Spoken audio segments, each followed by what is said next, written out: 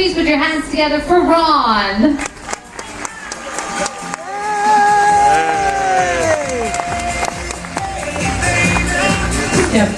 You are tall, Ron. No problem. I feel short. I can put heels on and I feel short. Where are you from, Ron? Wellington, Florida, near Palm Beach. Momentarily forgot. That's all right. And what will you be regaling us with today? Well, I was going to come out and do a hula dance, but Jane was coming out after me, said she's going to do the same thing, and I didn't want to steal her thunder, so I guess I'll tell a few jokes instead. That sounds like a good plan. You ready to go? All set. All right, ladies and gentlemen, please put your hands together for Ron. Thank you. Well, this ventriloquist is performing his act. He's got his little puppet sitting on his knee, and he has the puppet telling dumb blonde jokes. So the first one goes like this. This blonde is driving along in a car. Her hands are not on the steering wheel. She's busy knitting. And a cop pulls up next to her. He says, "Lady, pull over, pull over." She looks at him and says, "No, officer, it's a scarf." She drives a little further, and a blonde policewoman stops her. Says, "Let me see your license." "License? What's that?" "Look in your handbag. It's going to be a little rectangular thing, and you'll see your picture on it." So she looks in there. She finds her makeup mirror. She sees her picture. She takes action. "Here we are, officer." The blonde cop looks at it, says, "Oh, if I knew you were a police officer also, I wouldn't have stopped you." At that point, a blonde woman in the audience stands up and interrupts the act. She says, "I'm really offended by this. I'm sick and tired of these stupid blonde jokes. Just because someone has a light-colored pigment hair, there's no reflection on their intelligence." The ventriloquist says, "I'm really sorry. I didn't mean to offend anybody." The blonde says, "You mind your own business. I'm talking to the little guy on your knee."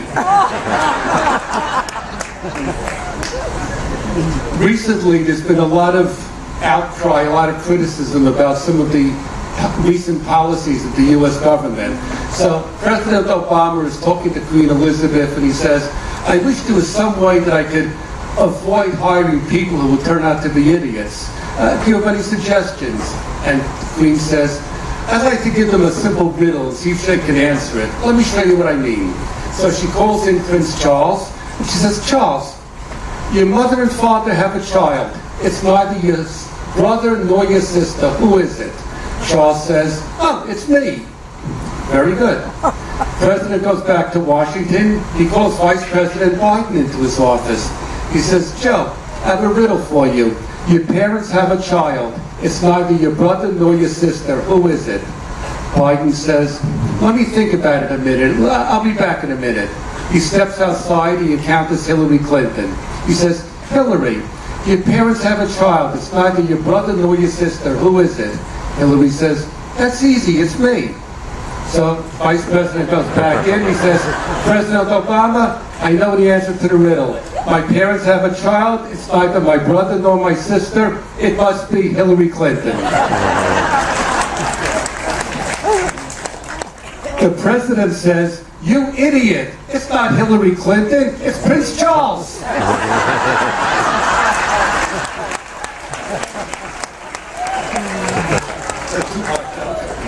Yeah. This guy walks into a bar. Was that the bar joke? Walks into a bar, and there's some beautiful piano music. He looks over on the side of the bar, and he sees a magnificent piano. He doesn't see anyone playing it. So he asks the bartender, "Where did you get that magnificent player piano?" Bartender says, "No, that's not a player piano. There's someone playing it." The customer walks over for a closer look, and there's a man about this big, standing on the bench and a couple of phone books playing the piano. Customer goes back to the bartender and says, "Where did you ever find that little tiny man who plays the piano so well?" Bartender says, "Well, I was wiping down some bottles one day, and a genie suddenly appeared out of one of them and said I would grant any wish you want. And this is what I got." The patron says, "You think I could try that?" "Sure." Gives him the bottle. He rubs the bottle. The genie appears. Genie says, "I'll grant any wish you want." He says, I want $1 million. There's a puff of smoke, and all of a sudden, there are ducks all over the bar, flying around, quack, quack, etc. Guy says to the bartender, I don't understand it. I wanted $1 million. I didn't want $1 million ducks. Bartender says, apparently this genie has a little bit of a hearing problem. You don't think I actually asked for a 10-inch penis, do you?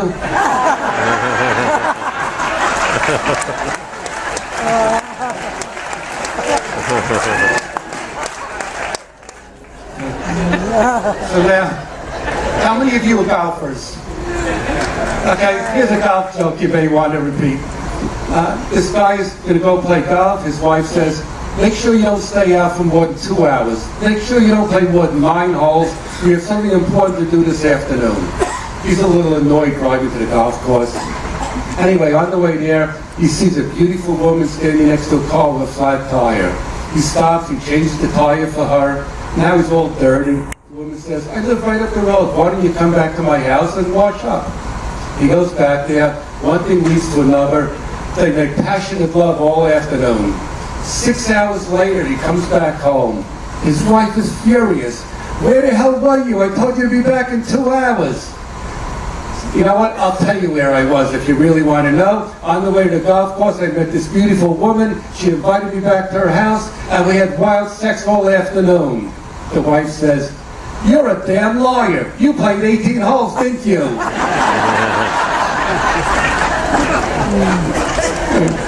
Hey, another quick golf joke. This golfer is stranded on an island in the middle of the ocean. I guess I probably shouldn't tell a joke like that, considering that we all feel like we've been stranded in the middle of the ocean. But anyway, he's on this island, and one day a beautiful woman in a wetsuit swims up on shore, and he's all excited, and she comes over to him and says, he said, how long have you been here? He says, a long time. She says, well, I think I've got something for you.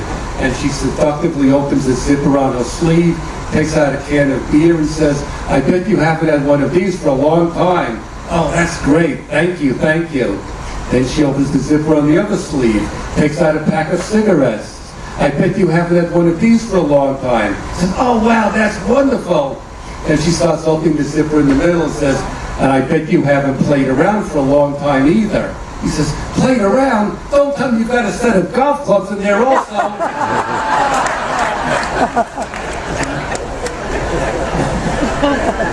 Another person is stranded on an island, but he's not alone. There's a dog and a sheep with him. And this is a young, virile guy, and after a while, the sheep is looking more and more appealing. Unfortunately, every time he goes near the sheep, the dog starts growling and barking and chases him away.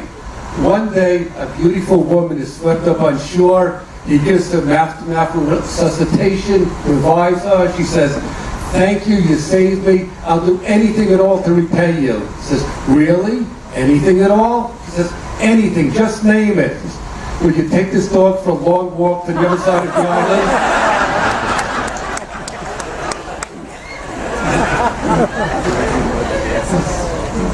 You know, I thought if I should tell this next one or not, but I think the audience might appreciate it. Man meets a woman in a bar, they're talking, and he asks her her name. She says, my name is Carmen Diamond. That's a very interesting name. She says, well, it stands for the things I like most in life, cars, men, and diamonds. Pretty good. She says, what's your name? Oh, me? My name is B.J. Tissendorf.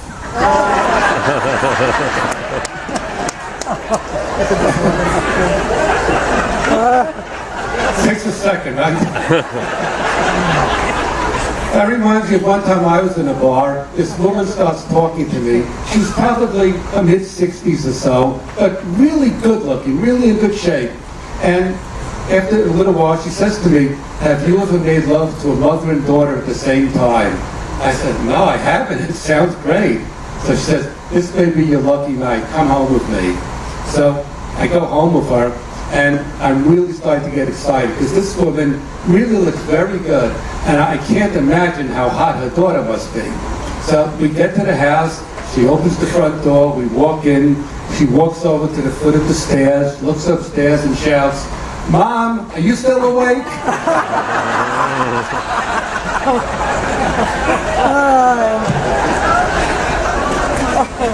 Okay, my last one. There's a redneck hillbilly.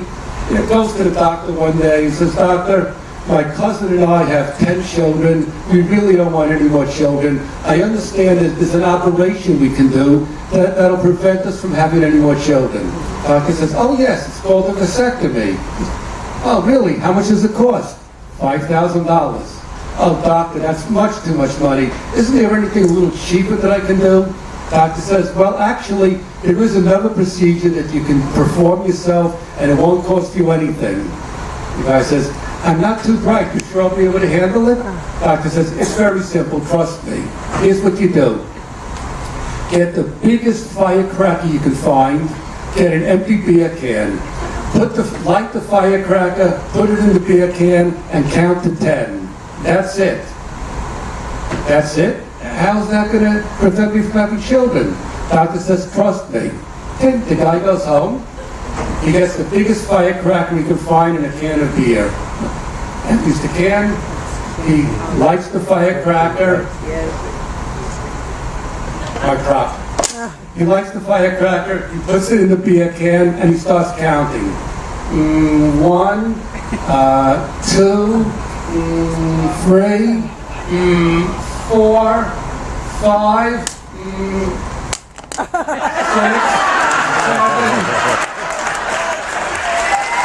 Ladies and gentlemen, please put your hands together for Ron.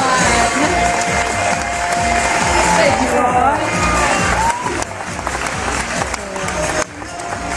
All right, ladies and gentlemen, our next act is something completely different. I want you to put your hands